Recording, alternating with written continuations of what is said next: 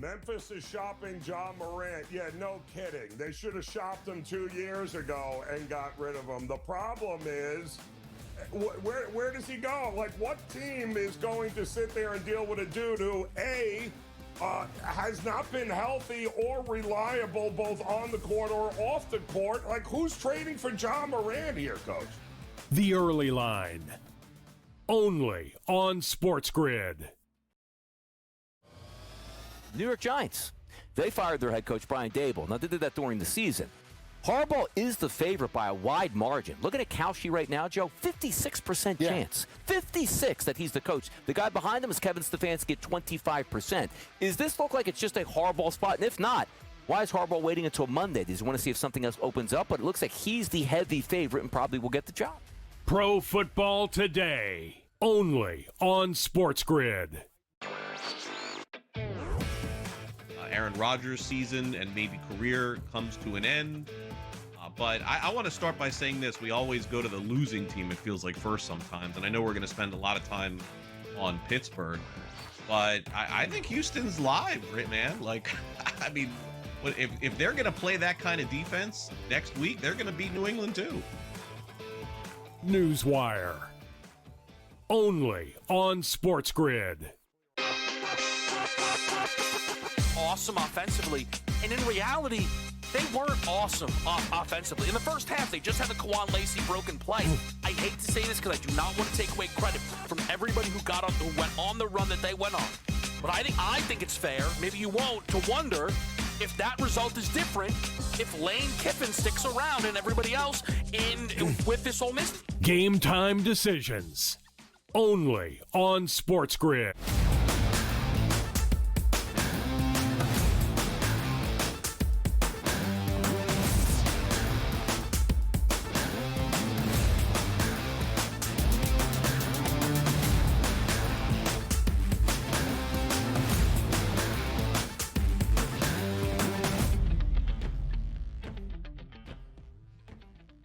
It's a Football Friday right here on the Early Line on the SportsGrid Network. There is no better place to be. We have you for 2 hours today. It's Donnie Rightside and Joe Ranieri. You already know the drill. The hottest topics, we will get to each and every one of those. What happened overnight in Major League Baseball? Monster dollars on a monster baseball team with the Los Angeles Dodgers. If you didn't hear, we'll tell you about that. We call it a Football Friday. Why? Because we have a massive Saturday and Sunday in the NFL and still spotlighting that Monday Night Football game in college football between the Hurricanes and the Hoosiers to decide the national championship. It's going to be a fantastic day on a Friday. The SportsGrid Network is the place to be. DRS Joe Ranieri. We're ready to go, Joe. Let's get after it.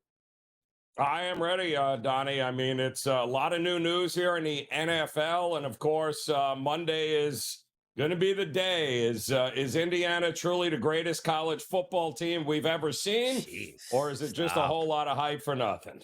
Just saying. It might be a lot of hype. I don't know if it's for nothing, but Friday typically is payday. And apparently the Los Angeles Dodgers have unlimited payroll here. The hottest topic of the day. Joe's got you. Let's get caffeinated. Yeah, Donnie, we do need to talk about the Los Angeles Dodgers and how they are single-handedly breaking Major League Baseball. Because we learned last night that the Dodgers signed Kyle Tucker, the number one free agent outfielder on the market, to a 4-year, $240 million contract. That is $60 million a year for one player.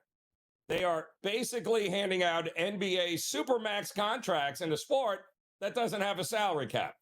Let's look at this offseason scorecard already, Donnie, shall we? They signed already the number one available closer on the free agency market at Edwin Diaz for $69 million. Now they signed the number one outfielder, Kyle Tucker. They are stacking all-stars like they are playing MLB The Show with the force trade button on.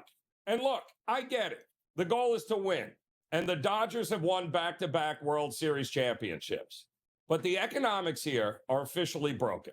The Dodgers' projected payroll for 2026 is now $413 million. Just to put that in perspective, the entire American League Central, all 5 teams combined, sit at $573 million. One team is spending almost as much as an entire division. This is exactly what good old George, Papa George, and the Yankees used to try to do. And the Dodgers, well, they're looking at this luxury tax, laughing and saying, yeah, keep the change. They don't care about fiscal responsibility. They don't care about competitive balance. They care about burying the competition under a mountain of cash. The Mets tried. Steve Cohen thought he could compete, but now he just sends out these ridiculous little tweets.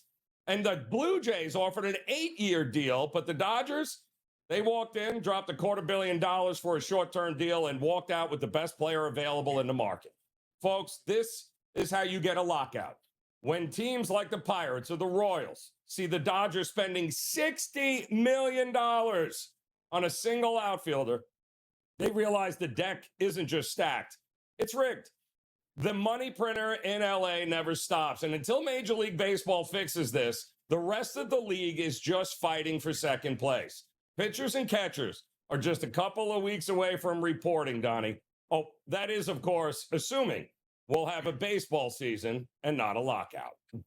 It's a great topic, Joe. It's the perfect point, and I just want to double down on that. Wait, you're the Dodgers. If you're a cat burglar out here, let's not do it too much. Let's not throw off the cops or they're on me and say, you know what? I'm going to go house to house every single night and eventually get caught. The Dodgers are playing a pretty smart game, going, okay, sign a guy here, sign a guy there. Hey, Dodgers, don't do this. Now it's apparent at this point they don't care about the lockout is coming here, and it will be coming because you just can't compete. Now, the one thing I do want to say is personal fandom here for the Phillies, for myself. We always spend top 5. So I don't necessarily want a salary cap, but you got to be kidding me. There are people growing up and you want to love baseball. And when you start opening day, you want that chance to say, I can make the playoffs. I can win a World Series. When you're cutting off, Joe, 20 to 25 fan bases the minute the season starts, that's bad for baseball. We'll get to more of that topic a little bit later in the show, Joe, but great topic point to start on a Friday. Let's get to the early lineup and the hottest topics you need to know about, which includes the NCAA point shaving scandal. There's two sides to this argument here. Oh, no, look at gambling. This is an issue here. And then we tell you it's always been an issue that people have been throwing games and point shaving. Now it's in the spotlight where we can correct it, suspend, and certainly damage some of these teams and these players here, Joe. It's not going to stop, but at least now we can catch the people with these fail-safes. And it wasn't invented because sports betting became legalized across the country. Let's all be real. This has been going on since the beginning of time. But one of the benefits of having legalized sports betting is now that watchdog organizations can actually find and track nefarious behavior, Donnie. And P.S., people will be held accountable for their actions. You know how you stop this, Donnie? Doing exactly what they just did is they go ahead and make examples out of people who are doing this. You ain't smart enough, and you ain't going to hide from these watchdog groups here that are making sure that the integrity of every game remains intact. Exactly. You might be able to get away with it one time, but try it 3, 4, 5, 6, and 7 times. You will get caught in this, no doubt about it. Sam Darnold, this popped up an odd story, and we'll get to bottom of this a little bit later in the show. Injury to his oblique on an off week here. Boy, that Friday practice report is going to hit hard today, whether or not he's going to be playing this weekend. Yeah, apparently the oblique injury in practice, he was added to that injury report. We'll talk more about this in our spread lines here, Donnie, because it's all about how does it affect the market and this game. And, is the market overreacting to this news? We'll find out here. But my goodness, that is not what we thought we'd be waking up to. I love this next story here. The San Francisco 49ers playing near an electronic substation here with all their injuries playing into it. There's no choice in my mind, Joe. You got to knock the stadium down. You got to knock the practice field. You got to move 30 miles away, right? Well, Donnie, I mean, it's, cause and effect here, right? They have been, when you look at the type of injuries and the amount of injuries since they've actually been there, not saying prove it, but my goodness, you got to figure something out. Like, why is it just the 49ers and nobody else having this amount of injuries and the kinds of injuries that they've had to endure, not just this year, but over the last 3 years?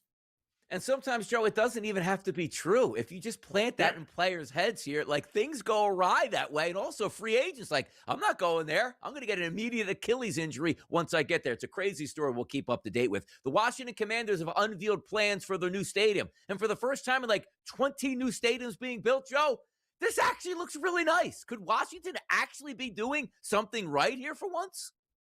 Did they unveil any wins next year, Donnie, is No. what I'd like to know. No. They didn't have the plans for that? That's unfortunate. Nice stadium. Now let's see if you can unveil a few wins in it. That would be great. How about Jonathan Kuminga? He's trying to unveil a new team. Will he be traded, Joe, by the deadline? How about that one?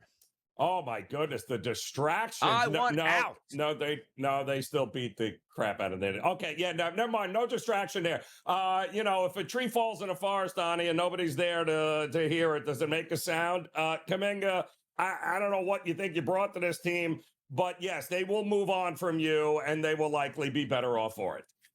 Well, I love Rory McIlroy coming out saying, like, Live Golf is not signing anyone that moves the needle. I don't know. They took half of your superstars. Did that not move the needle? Why are you continuing to talk about them, Rory? Why are you continuing to bring them up? It just goes to show their point, Donnie, like, yep, kind of still sticks in you, doesn't it, PGA? You and your tradition. Yeah, Liv doesn't care about your tradition. By the way, there's not an extra $30 million a year for Clayton Kershaw for the Dodgers just to be a puppet out there for them and a mascot. Well, apparently he's going to the WBC, baby. Team USA, Joe. To do what? Like, I'm not sure. What is he like? I don't need a 50-year-old pitcher out there for Team USA. Like, really? We don't have any younger arms we can throw out there? What are we doing here, Donnie? Come on, get some of those young flamethrowers. Clayton Kershaw, Team USA, he does it all. I'll tell you what else we do next. Hit the Spreadlines here for the information you need to know on a Football Friday on the SportsGrid Network.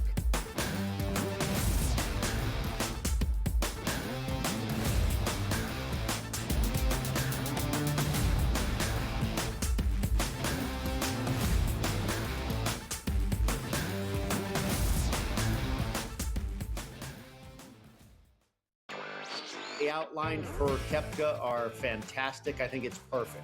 It is punitive, but it's fair. You've got to levy some sort of fine, so to speak, for defecting, and I think they've done a wonderful job of being equitable and punishing him a bit at the same time. I think Brooks ultimately wants to be playing with the best. Newswire, only on SportsGrid.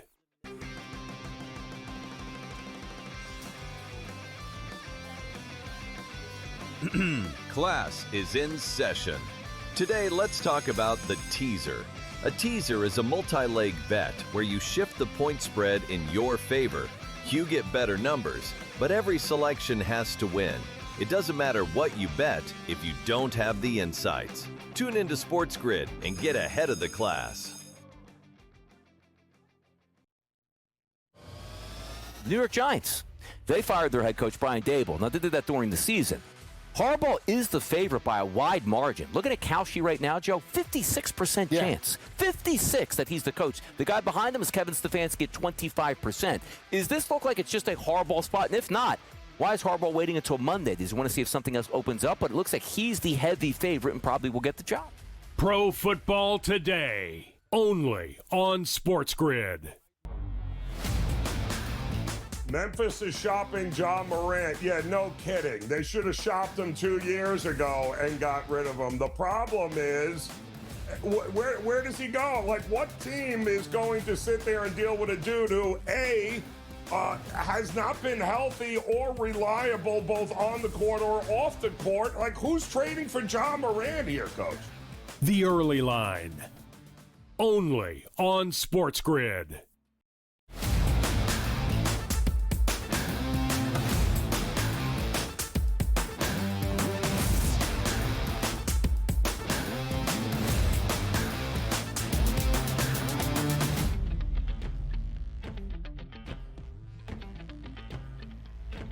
Remember the show, Remember the Titans, that movie here? Football is fun? No? Yes? It is fun. Yes, it is fun. No, it's not fun. Of course it's fun. There's 2 games Saturday, 2 games Sunday, and a lot of information to decipher. That's why we get some of these key spread lines out to the public. We've been tracking all week long these lines, the totals, and the weather conditions. One last time, we do it on a Friday, Sunday, 3 o'clock kickoff. That's the Houston Texans, a dome team coming into New England to take on the Patriots. Drake May taking on C.J. Stroud. This line opened up the look-ahead numbers at -2.5. But, Joe, we've held strong all week long at -3 as a favorite towards the New England Patriots and a total of 40.5 points. Some key injury situations that will keep the people abreast of, but more importantly, looks like New England's going to close as a favorite on Sunday of 3 points. What's that spread line for you? Yeah.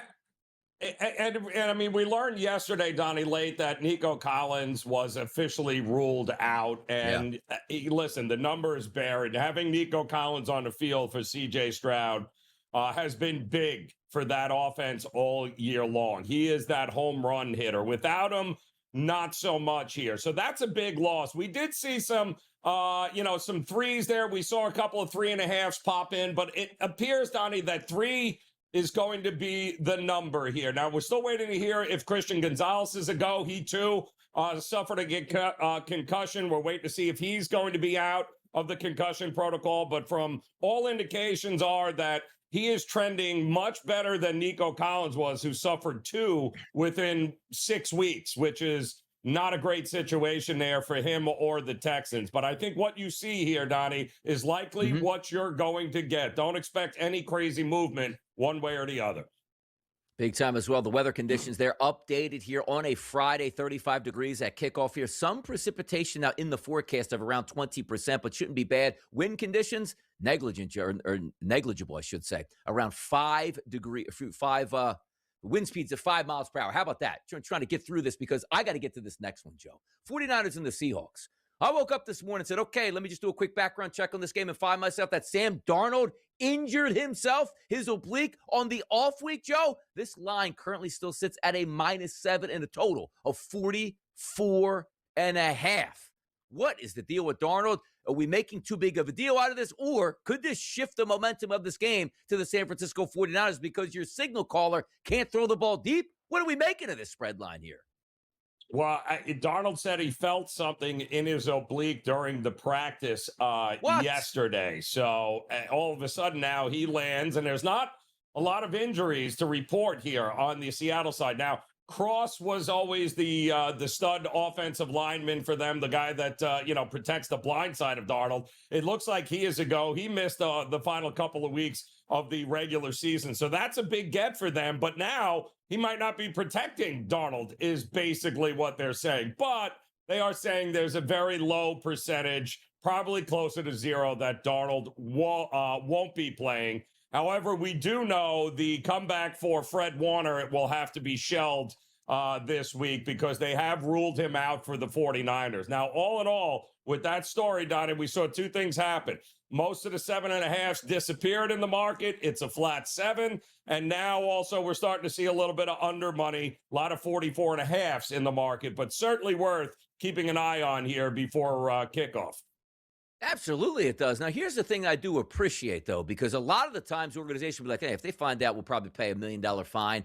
Did you hurt yourself? We can't release that information. So at least you have that. But then now you have the information. The heck do you do with it? Like, Darnold could go out and throw 35 times and be just fine as he told you. There's no chance he's not playing. Or it's like, hey, third pass of the game. Doesn't look like he's coming back out for the second series. Like, I don't know what to make of this. So you better keep your ears and your nose ready to go on this one and sniff out that bad information. We'll try to keep you abreast right here on the Sports Grid Network.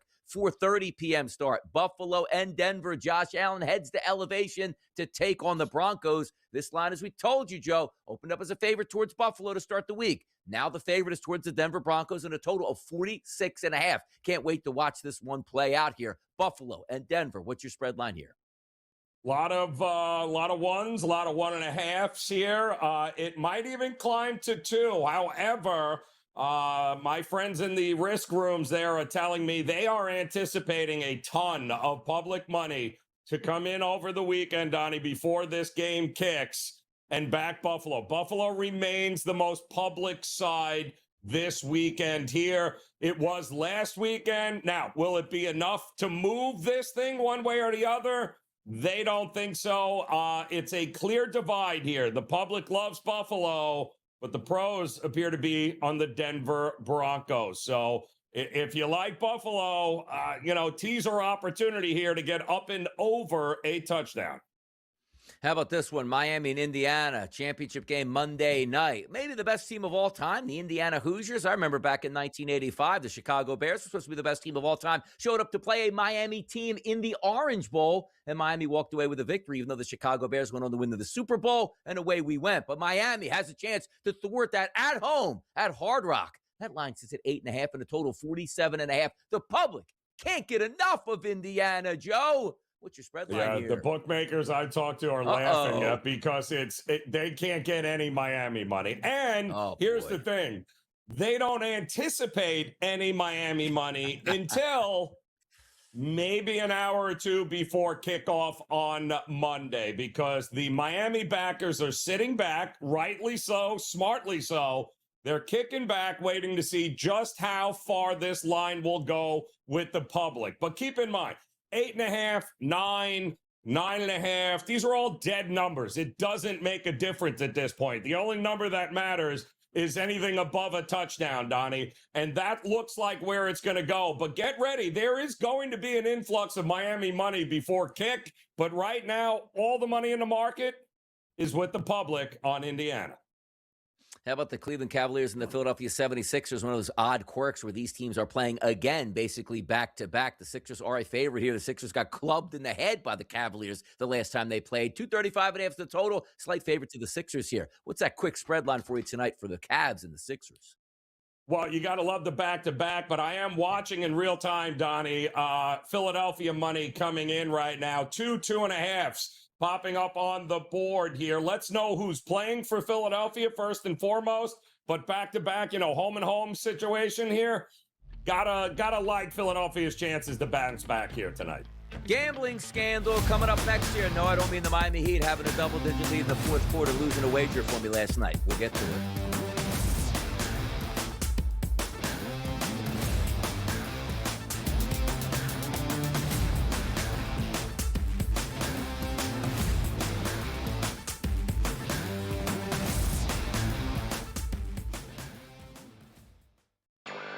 The outline for Koepka are fantastic. I think it's perfect. It is punitive, but it's fair. You've got to levy some sort of fine, so to speak, for defecting, and I think they've done a wonderful job of being equitable and punishing him a bit at the same time. I think Brooks ultimately wants to be playing with the best. Newswire, only on SportsGrid.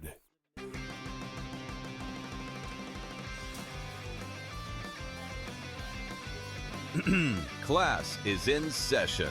Today, let's talk about the teaser. A teaser is a multi-leg bet where you shift the point spread in your favor. You get better numbers, but every selection has to win.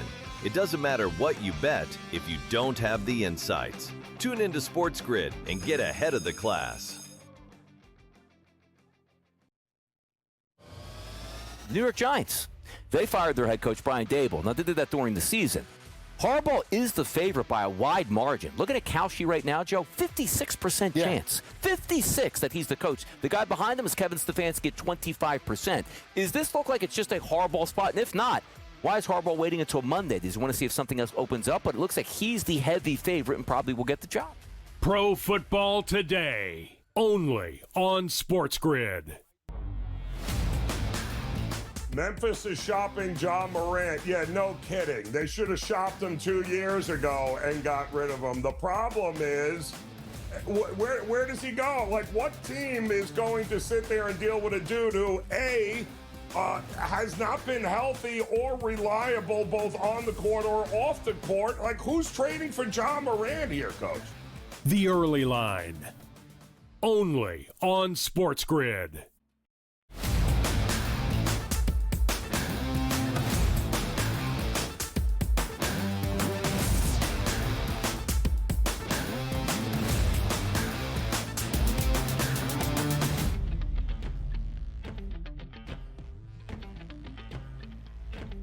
Right back at it. Did you watch yesterday? Yeah, you probably saw some pretty good action on the college basketball hard surface as well as the NBA, but other news was breaking, which included basketball and professionally in China, but also more importantly, here in the United States with college basketball. 20 people have been charged with rigging college basketball and CBA games as a result of a sweeping FBI investigation, according to a copy of a federal indictment just unsealed by the federal prosecutors in Philadelphia. So let's start here, Joe. There's no surprise. It's been going on for decades here that players are shaving points, players are getting money, but now apparently it's more widespread because it is legal, but it's more widespread because these guys are now getting caught at this point.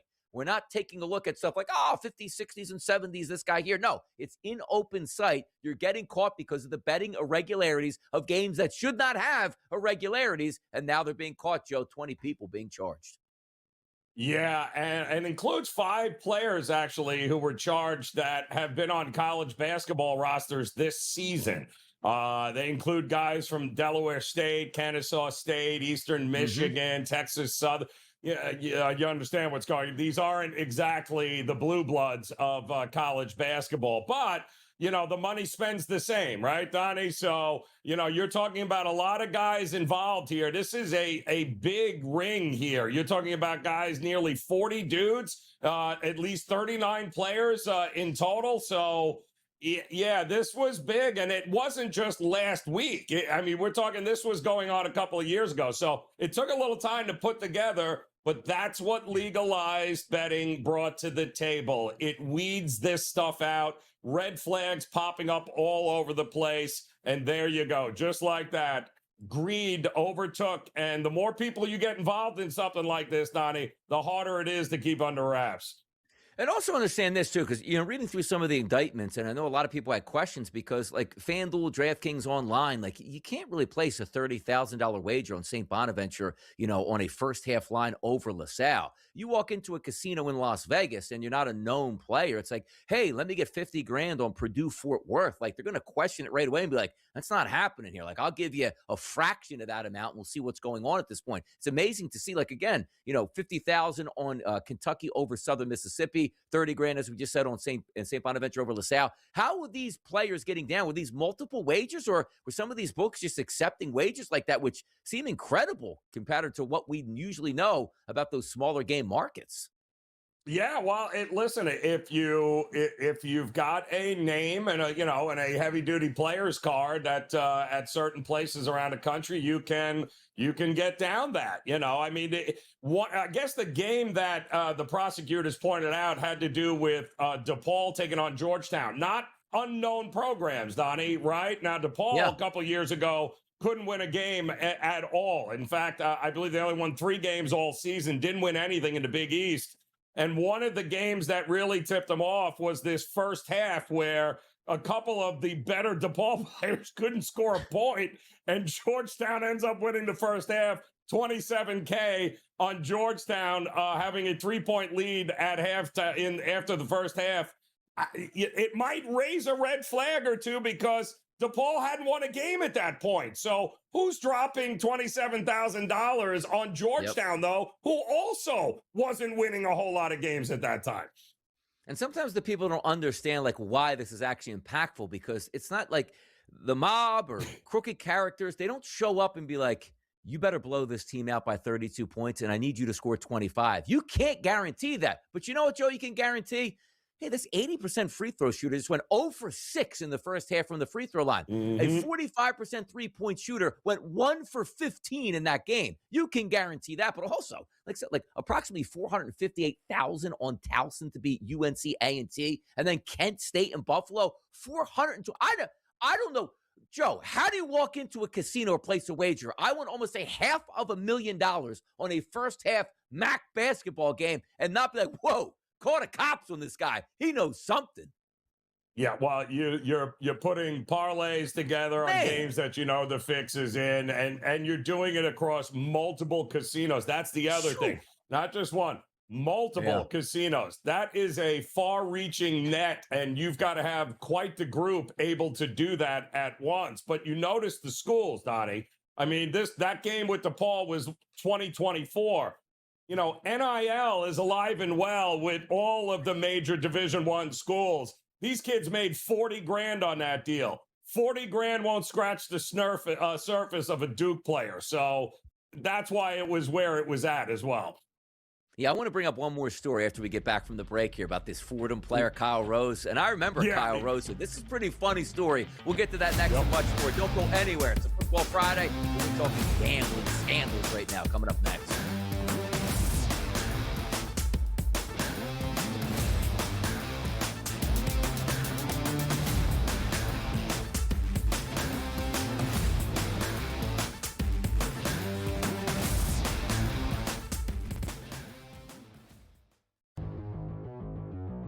Buy or sell. Tua has made his last start for the Dolphins. Feels like Sam went easy on this one. If I could be that crazy guy, was it Jim Cramer? Buy. Yeah, there's no way he's playing for the Dolphins again. After he said that statement, there was no way in hell anyway. But once again, new coach, new GM. I don't know how they're going to do the cap hit. It's massive. Fantasy Sports Today, only on SportsGrid. New York Giants, they fired their head coach, Brian Daboll. Now, they did that during the season. Harbaugh is the favorite by a wide margin. Looking at Kalshi right now, Joe, 56% chance. 56 that he's the coach. The guy behind him is Kevin Stefanski at 25%. Is this look like it's just a Harbaugh spot? And if not, why is Harbaugh waiting until Monday? Does he want to see if something else opens up? But it looks like he's the heavy favorite and probably will get the job. Pro Football Today, only on SportsGrid.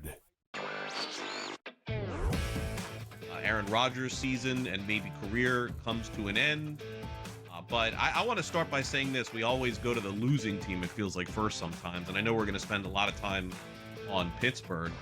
But I think Houston's live, right, man? Like, I mean, if they're going to play that kind of defense next week, they're going to beat New England too.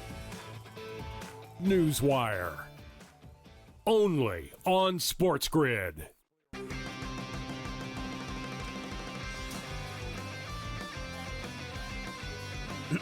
Class is in session. Today, let's talk about the teaser.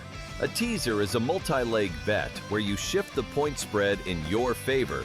You get better numbers, but every selection has to win. It doesn't matter what you bet if you don't have the insights. Tune into SportsGrid and get ahead of the class.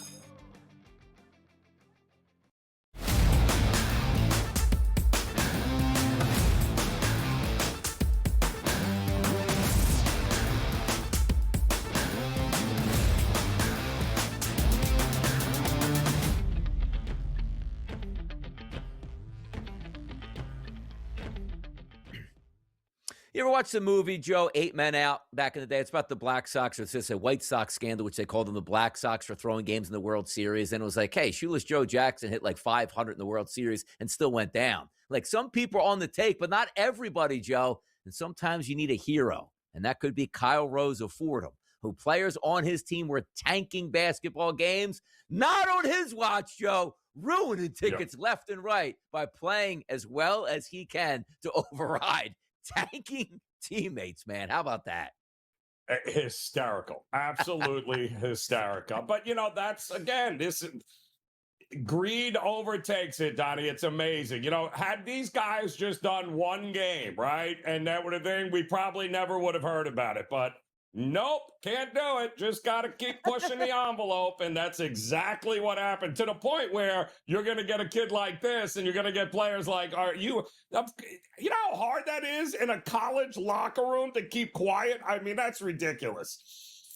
But the funny part about this whole story, if it is funny, is because we as handicappers and gamblers, we want to believe the games aren't fixed. Now, there are bad operators out there. Maybe somebody got to somebody, but there are times in your life where you're watching a game. And we even joke on, and this is the type of stories that sort of validate. It's like, FBI, investigate this guy. Is he throwing the game like, I think he can't be this bad? Or how did he miss that layup or that dunker? He was supposed to just shoot the wide open shot and passed it up. Like, this adds credence to some of that, Joe, where you just see the random person say, man, this game is rigged. And then 5 years later, that game was rigged. Yeah, right. Again, the level. I mean, it started out with Chinese basketball and then morphed its way into, you know, but when you get to the NBAs and the NFLs of the world, the multi-billion-dollar organizations, there will be zero tolerance for this kind of stuff, and it will be handled accordingly. I don't think we're going to see those two Cleveland guardian pitchers for quite a long time, Donnie. Anywhere, anytime soon.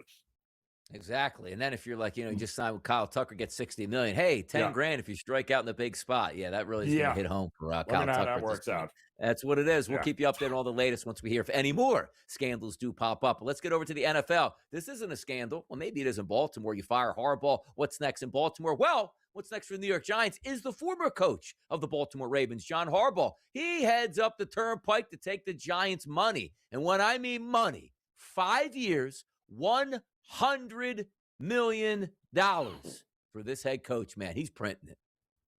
Yeah, and we're hearing that, Stefanski was at the top of the list, which also makes a ton of sense if you are the Giants, right? But the minute Harbaugh became available, John Mara, who is battling cancer right now, apparently was extremely instrumental in saying, stop what we're doing, and whatever it is, go get John Harbaugh. And guys like him are not available. There are retreads all over the place, unproven guys. If you're the New York Giants, Harbaugh, timing is everything. Could not have worked out better for both of these groups here, both Harbaugh and the Giants. By the way, is Aaron Rodgers a coach killer out here? Played for the Jets and they're blowing their entire franchise up. Plays for the Steelers, a coach that's been around for damn near 20 years, is out the door and he resigned. And Aaron Rodgers, tearful there in that player meeting, delivering the message saying he was sorry while sobbing here. Aaron Rodgers, man, this sounds like a retirement. Sounds like he might be done with football at this point now. Oh. Yeah, 20 minutes after that, he went out, smoked a little peyote, and all was well. He's good to go. Yeah, Aaron really in touch with his inner self here. Listen, I mean, the guy is getting to the point now where he's probably not going to have a ton of options next season, even if he wants to come back. And quite honestly, you still got a Hall of Fame career, man. So, right off into the sunset, and he'll be good to go. Now, he's a guy I would like to see in the booth talking about football games, because I think that would be maybe the most amazing broadcast ever here. Having him out there just ripping people the entire time would be priceless. Now, Joe, help me out with this headline right here. The Texans' blowout wildcard win over the Steelers got 29.1 million views for ESPN, which sounds good. But then the next line is, it remains unclear whether that will be the final playoff game the Disney-owned outlet airs in that slot. 29 million sounds pretty damn good. Are they saying that wasn't good enough? What am I reading here? I have no idea. I mean, Monday night, I guess, because that was the Monday night game, right? So maybe the Monday night rights. Right. I think the Monday night rights have been moved on here or sold maybe to NBC or somebody else there. I'm sure that's what the reference is here, because that Monday night games will continue for the wild card, but it probably won't be airing on ESPN or Disney. I like it because it almost read like, they only got 29 million viewers. What are you kidding me? That's a monster number for a football game. Yep. That's not outside of that's outside of a Super Bowl here. We'll see how that continues. Jeff Hafley is the betting favorite to be the Dolphins head coach, and rightfully so. You see the picture here of the tweet that will show. See that background there? There's a little G next to his head. Well, what do you mean? He's supposed to be the Dolphins head coach, not Green Bay. Yeah. Green Bay's player personnel guy went down to be the general manager of the Miami Dolphins, and he wants to bring in a guy from Green Bay. That's why he's the favorite, Joe. He's probably going to get the job. And listen, Hafley, it was one of these, young guys here coming up, a great DC, and with an organization with a lot of stability, right, over the years, Donnie. So you get a front office guy. He wants a guy that understands the culture, and Miami badly needs the culture, and they're going to give him enough time and enough resources to they're tearing this team down and building it from scratch. So actually a great opportunity for him. Patrick Mahomes, I think he got surgery the minute his knee was injured, rolled out of the stadium and onto a surgery table. But it looks like now we're getting an update on Patrick Mahomes here. Chiefs quarterback Patrick Mahomes says rehab is going great. Doctors have to hold him back from wanting to push harder. He said his goal is to try to get ready for week number 1 and play without restrictions. Also saying the doctors that it's possible, but still has a long way to go. Mahomes, if there's anybody that can get there in the quarterback position to be there week 1, it'd be Mahomes. He's pushing hard here, Joe. Yeah, he is, but you got to love his honesty. He's like, some days I wake up and I can't wait to get to rehab and get to the gym, do that. He's like, then other days it is a struggle, especially as he's watching the postseason for the first time, Donnie, on his couch in a very, very long time. By the way, you know what the tough part about this too is I played football for a long time. Like I've had like muscle tissue injuries, hamstring injuries, you twist some ankles here and there. I never had like an ACL or an Achilles or something devastating like that. If anybody's ever had that, like football, you're in like a camaraderie and it's a team. Even though you're the best player on that team, you sort of get ostracized because you can't be around the boys on the field. You can't practice. You can't play, particularly during the season. And you basically go at it alone, as he's saying, and Joe's saying there, where you show up at 5 a.m. when nobody's around. And you're like, I don't know if I'll ever be able to run as fast or be the same player I am. That's tough to deal with. So just that emotion. And even, Joe, some of these players that have 2 and 3 ACL injuries, God bless them, man. I have no idea how they make it back just mentally from going through all that grueling 9, 10, 12 months just to try to make it back and then get injured again. Patrick Mahomes doing it outside the spotlight right now. We'll see if he's back for week number 1. Robert Saleh scheduled to be here for more interviews, and he could be a hot commodity. Nothing says give me another head coaching job like, who's on your defense? A bunch of UPS drivers? Yeah, we're on our way to the divisional round. How about that? Saleh's a hot interview right now, Joe.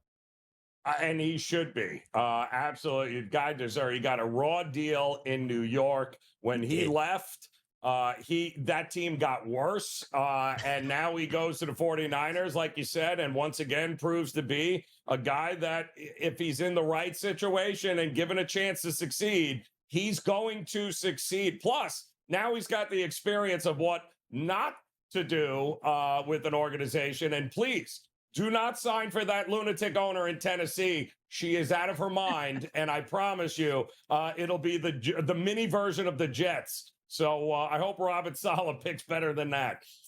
How about that, too? Like, the report was like, the Tennessee Titans had the jet fueled up. Every top-level executive, including the owner, was there. And Harbaugh's like, all right, I'll stay with the Giants without even hearing your pitch, which might even been for more money. Meddling owners, people don't like that. But Robert Saleh, again, you think the Jets could have a do-over. Like, they went from, okay, Jeff Ulbrich is your head coach after Saleh. That didn't work out. And then Aaron Glenn. Would you rather just have Robert Saleh at this point being your head coach? It is what it is. That's the life of the Jets, man. More hot topics on the way next. Don't go anywhere.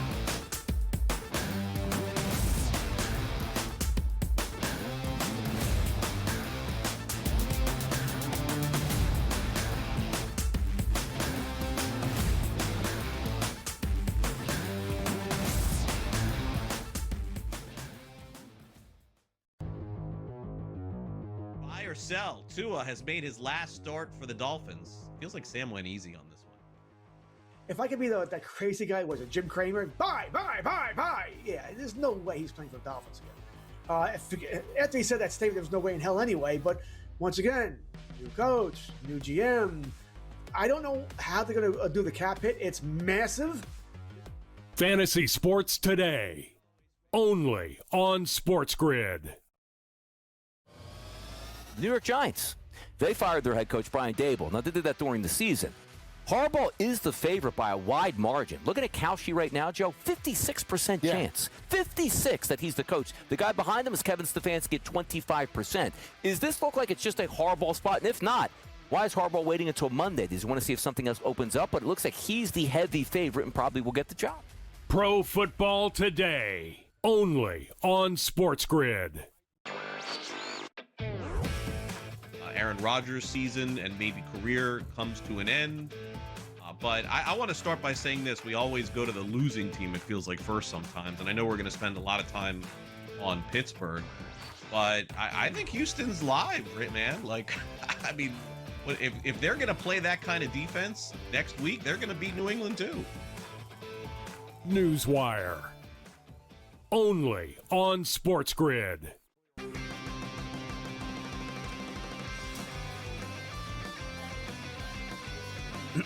Class is in session. Today, let's talk about the teaser. A teaser is a multi-leg bet where you shift the point spread in your favor. You get better numbers, but every selection has to win. It doesn't matter what you bet if you don't have the insights. Tune into SportsGrid and get ahead of the class.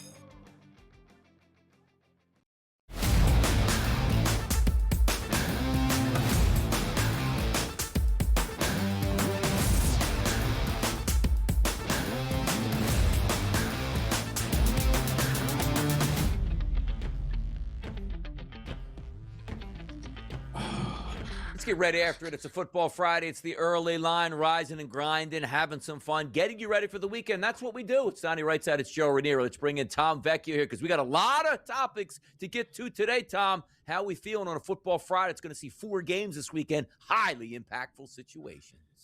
Yeah, I'm ready for it. We are in for 4 great games. These teams deserve to be here. There's a few news and notes with each of them. Yes. There's a little bit of weather. There's a little bit of injury concerns. Sam Darnold popping up on the injury report yesterday, but everyone should be good to go. I think we're in for an awesome weekend, something that a lot of people consider the best weekend of football of the entire year. Tom, we've done a lot of shows together, a lot of baseball shows. Like, okay, look, give me the lineup here. I know who's pitch. I know the bullpen. I know who's healthy is. Let's make the best available picks we can make based on the information we have. Mm-hmm. I'm getting the curveball right now, Tom. That Saturday night game, San Francisco and Seattle. I did not have my bingo card. A bye week followed by a week of practice. Sam Darnold goes, I got an oblique injury. I'm going to be fine. I'm going to play. And then, wait a second here. How do you handle that situation? And are you worried on Saturday night if you're a Seattle backer? So I'm not a Seattle backer, and I wouldn't be worried if I was one. It's not as if he's a DNP and the oblique injury. Like, he's limited in practice. He is practicing. Also, the line hasn't crashed. Like, that's also a pretty good indication that he is expected to play, that we haven't seen any line movement. It's not as if this was, 6.5 when it opened, 7.5. It's still sitting at 7. If this dropped to 4.5, that would be the expectation that Drew Lock would be starting for Seattle, and that's not the case. So I'm not a Seattle backer, but if I was, I wouldn't be worried at this point. It's that whole game that leading up to it. Fred Warner's playing. He's not playing now. It's but they are getting Ricky Pearsall back. They are getting offensive linemen back. It wouldn't shock me. I don't think this is going to go back to 7.5 anytime soon, even if Darnold, I don't think you can put that back in the bag. No. But do we get under a touchdown, do you think? Are they getting healthy enough in other spots where a team in the same division, this isn't going to be as a cakewalk as everyone thinks it is? I don't think it'll move to 6.5. I think, we've seen enough time from it going from 6.5 up to 7.5 and then back down to 7. I think we've seen enough time where it's going to settle and stay right where it is. Frankly, I teased the 49ers up just because I think I'm going to get as many points as I possibly can in the division matchup. So when Denver was plus 1.5. So I teased Denver up and the 49ers up, put them together. I'm like, listen, you're going to give me a home team on Denver. Coming off a bye week and one of the best home field spots, at Mile High against a very banged up Bills team. And then you give me a divisional matchup. And yes, Seattle has one of the best defenses ever, at least according to DVOA. They're one of the top 12 ever. But you're going to give me a Shanahan-led team that is seemingly putting the piece together with a ragtag crew after the injuries. I'll take as many points as I possibly can. Tom, let me talk to you about a game on Sunday here, 3 o'clock start, New England and Houston. Very impressed with what New England has done this year, but everybody's going to tell you they don't play anybody at this point. But wins are all that matters, and they're the home team. Dome team coming outdoors, slightly cooler temperatures in New England that we're going to get. But understand this. If Nico Collins doesn't play in this game, it looks like he's not going to play in this game. What does that do to a Houston offense that is already challenged? And also the game plan for this game as it sits at 40.5. Can you trust Houston, or are you looking more New England in this one? I can trust Houston because their defense is amazing. And, what we saw on Monday night, we can't expect the same thing from Kirk to go for 100-plus yards. It has to be, he does his thing, gets into the 50s, Dalton Schultz, Higgins. We get more on the ground from Woody Marks. Like, it has to be everyone doing a step down the line to collectively bring together, let's call it, maybe 2 touchdowns?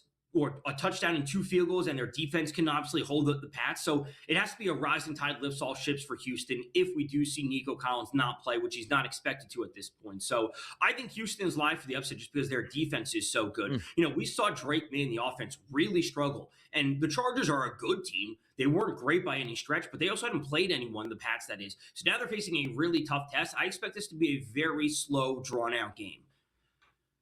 So if it comes down to, and it looks to be a close game. I mean, everything that we're seeing here with Houston and the Patriots. But if it comes down to it, final play, like which quarterback and which offense do you trust more to get it done?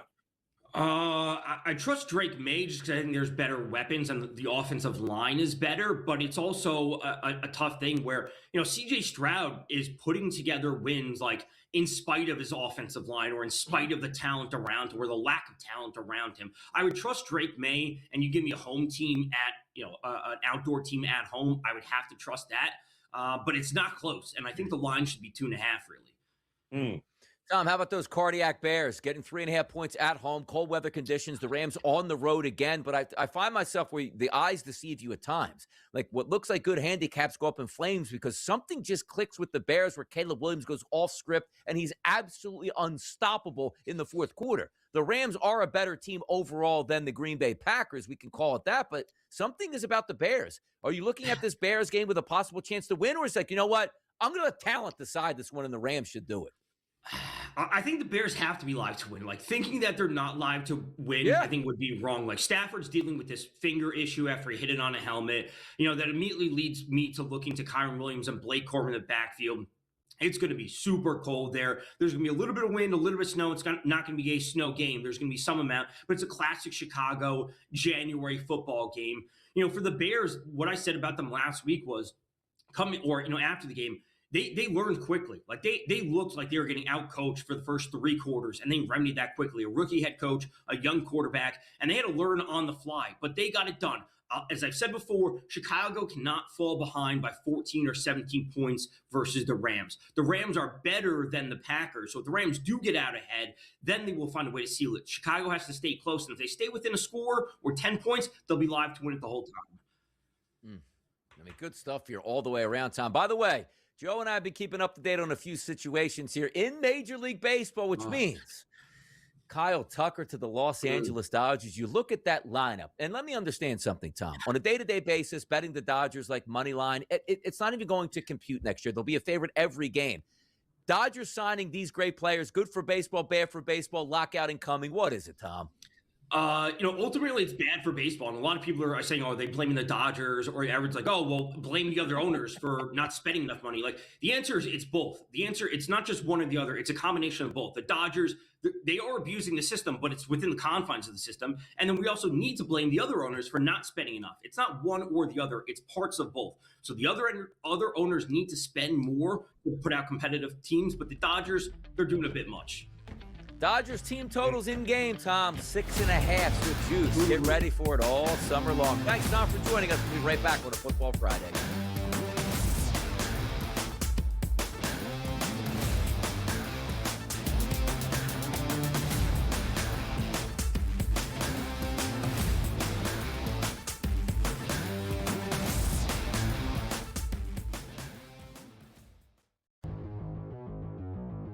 Or sell. Tua has made his last start for the Dolphins. Feels like Sam went easy on this one. If I could be that crazy guy, was it Jim Cramer? Buy. Yeah, there's no way he's playing for the Dolphins again. After he said that statement, there was no way in hell anyway. But once again, new coach, new GM.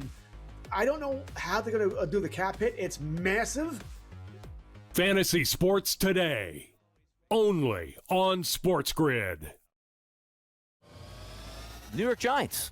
They fired their head coach, Brian Daboll. Now, they did that during the season.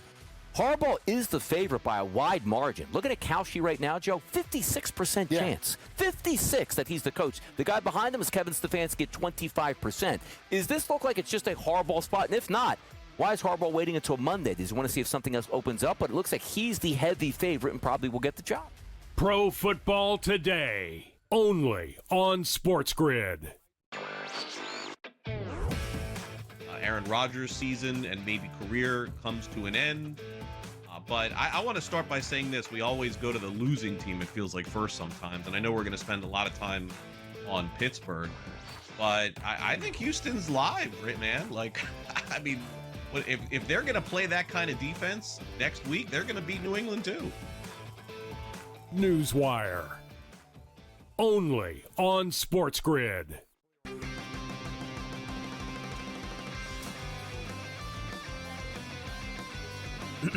Class is in session. Today, let's talk about the teaser.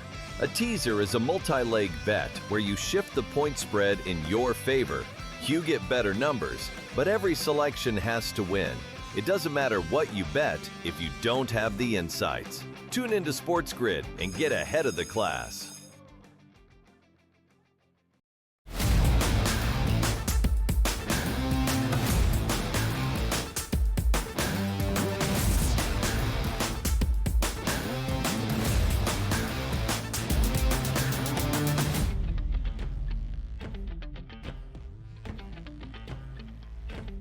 It's a football Friday, which means we got to get to the football, Joe. You're going to wake up tomorrow on a Saturday and be like, ooh, what a beautiful day it is. Well, Joe's down in Florida. He's going to have 80 degrees. So I'm going to be up here in New Jersey in studio, and it's probably going to be snowing here. So I guess I lose that end of the bargain. But I don't lose out on a great day of football, which starts with Buffalo and Denver, Joe. Early in the week, we talked about it multiple times already. The favorites towards the Buffalo Bills after the victory over the Jacksonville Jaguars. We haven't seen the Denver Broncos, not because they were losing games, because they're the number one overall seed in the AFC, and they are at home. They now are the favorites at -1.5 and a total of 46.5. Joe, talk to me about the bye week here for the Denver Broncos and Peyton, who's been around the block. Bo Nix hasn't been at this level in the NFL. Josh Allen has been at this level in the NFL. Is that going to matter here in this game? Yeah, it is going to matter. I think more so from a totals perspective, Donnie, than anything else. And listen, Sean Payton has done an amazing job. You know, we forget Bo Nix, this is just his second season. And don't forget, Denver got absolutely destroyed in Buffalo last year in the postseason there, as Josh Allen in the second half, shockingly, basically ran over Denver, and that was the end of their season. But, you know, he's done a very good job, Sean Payton, of limiting the danger that comes with Bo Nix as far as asking him to do a whole lot, you know, throw 35, 40 times a game. I don't see that happening. I certainly don't see it happening early, Donnie, in this game, where I think running is going to be at a premium. Which team can dominate the line of scrimmage? Which team can run the ball? And I think Sean Payton would much rather, hey, 3 and out, I'll punt, let my defense get the ball back, and he will be patient enough to give Bo Nix and this offense enough time to score enough points to win this game. I think this is a dead under. I know the market looks at Josh Allen and maybe Sean Payton and thinks we're going to get points.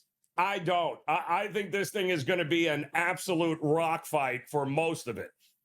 Yeah, it's going to be, again, a fun one to watch it play out because Josh Allen can do everything here, but he coming in this game banged up a bit here, not with an injury per se, but just that overall, hey, man, I've been carrying this rock for many weeks now. That was a tough, hard-fought, high-leverage situation victory, which came right down to the wire in a victory for the Bills that ended on an interception of Trevor Lawrence. But if you look at the Buffalo Bills, they are banged up in the secondary. Cornerback Maxwell Hairston will be out, and Jordan Poyer also will be out for Saturday's game against the Broncos, a Saturday game which Denver's coming off a bye. Buffalo played on the road last week, which meant they flew from Buffalo to Jacksonville, back to Buffalo, now over to Denver to play in the elevation. That's going to mean something here. If Buffalo can hold it together, of course they'll be in this game. It's only a 1-point line, Joe, but when you take a look at a big-time advantage, banged-up football team that played last week, healthy, rested football team that sat out last week and at home, that means a lot. Yeah, and listen, I'm a big believer, Donnie, that home field advantage matters the more that you get into the season, right? So wild card weekend, sure, it's good to have, but, you know, like we've seen there, great for Carolina's, great for covering, right? Home dogs. But as you get to the divisional round, home field advantage matters, you know, likely because A, you've already gotten the bye, but B, you're taking on teams that already had to play, likely had to travel. And here we are again in this spot, as well as the one in Seattle. So I think home field advantage alone should be worth at least 2.5, 3 points in this game. Let's talk about the game that's going to take place on Saturday night. And the questions now coming up on Sam Darnold. Here's Sam Darnold from his presser yesterday. You know, just in routes on air, just kind of felt a little something out oblique. Just didn't want to push it. You know, wasn't the day to push it, so that was it. So just came inside, got some rehab, and you know, feel like I'll be ready to go for Saturday. That was just today. Oh, man, come on, Joe, come on, man. What do I make of this? Because we've all had this before, and we're not high-level trained athletes, but you know how you go out and you say, I don't know, you're going to rake some leaves. Ooh, felt a twinge in my back right there. Let me just stop. But I'm almost close to 50 years old at this point. I'm not a highly tuned athlete here that needs to absolutely have rocket torque on passes that need to go 50 to 60 yards. Yeah, it's another question, Donnie. Which quarterback do we trust with the game on the line? Brock Purdy is 5-2 in the postseason in his career. He's been to a Super Bowl. At last I checked, you've got Sam Darnold, who's been to one postseason game, and he got absolutely destroyed by the Rams last year in Minnesota. To me, if push comes to shove, it better be a blowout for Seattle, because if it is a one-score game, Donnie, and you know the ball's in Brock Purdy's hands, I'm going to trust him more than I ever would Sam Darnold. Passing prop for Darnold, 233.5. Do we have to watch pregame warm-ups to see if it's affected him? Oh, maybe we do. But I'll tell you what you're going to do. Watch hour number 2 coming up next right here on the Sports Grid Network.